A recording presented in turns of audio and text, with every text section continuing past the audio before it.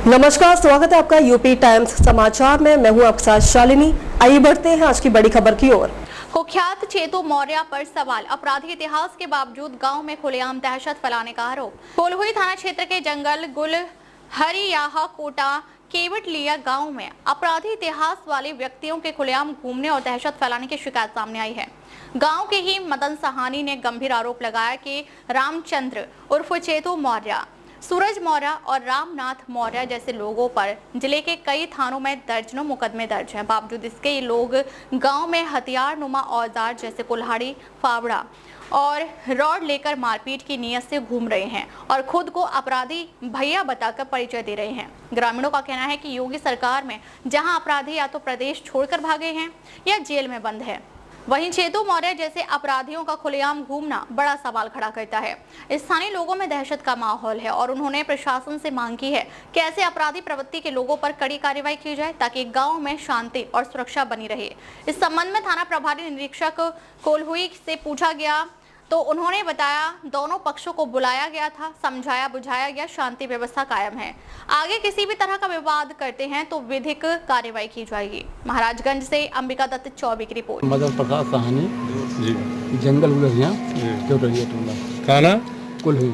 जोड़ के बोलिए। जिला महाराजगंज। आपकी क्या समस्या है? हमारा समस्या ये भैया कि हमारे ग्राम सभा में एक है रामचंद्र मौर्य और वो कई लोग हैं, मतलब रामचंद्र मौर्य, रामनाथ मौर्य, उनके लड़के हैं सूरज मौर्य और नीरज मौर्य हैं, धीरज मौर्य हैं। ये लोग हमको बहुत तबाह कर दिए हैं जी। अभी 2 महीना की पहले जी। उनसे हमारा कुछ विवाद हो गया था जी। जिसमें हमारे 2 लड़के जेल चले गए, एक छोटा भाई जी।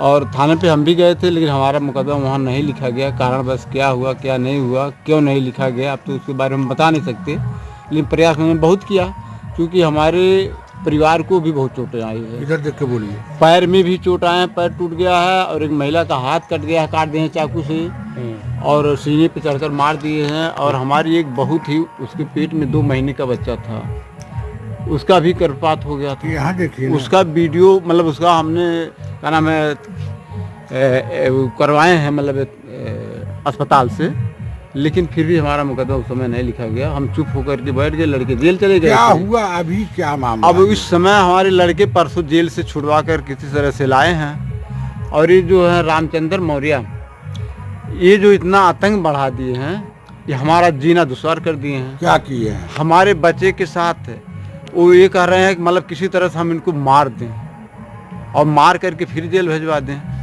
हमारे दरवाजे पे अभी कल सुबह लगभग 7:30 या 7 बजे के टाइम रहा, टाइम करीब नहीं दे पाओ थी। तब तक थोड़े विवाद के लिए हमारा लड़का थोड़ा गया था जंगल में शौच करने के लिए। वहाँ ये जो सूरज नाम का उनका लड़का है रामचंद्र का, वहाँ वो पीछे किए जंगल में। किसी तरह से हमारा लड़का वहाँ से भाग कर घर पर आया और हम बीती बात लगा हमसे बताने घर पे।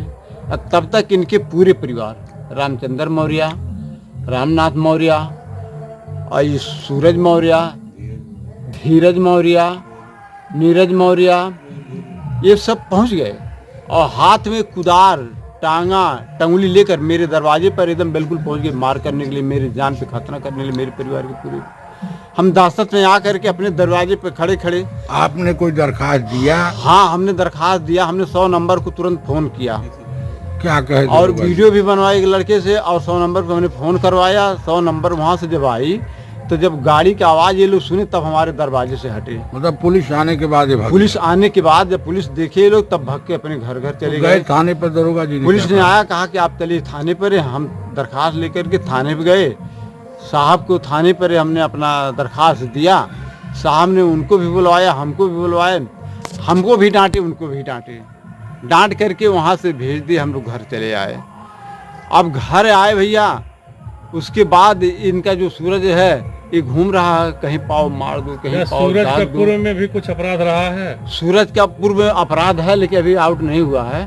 और भी मौर्य परिवार में? और मौर्य परिवार, रामचंद्र मौर्य का इतना अधिक मतलब घटना कर चुके हैं, इतना एक क्रिमिनल काम करते हैं, कई थानों में इनका नाम है और कई बार जेल जा चुके हैं। अब तक के लिए बस इतना ही, फिर होगी आपसे मुलाकात। तब तक के लिए नमस्कार और देखते रहिए यूपी टाइम्स समाचार।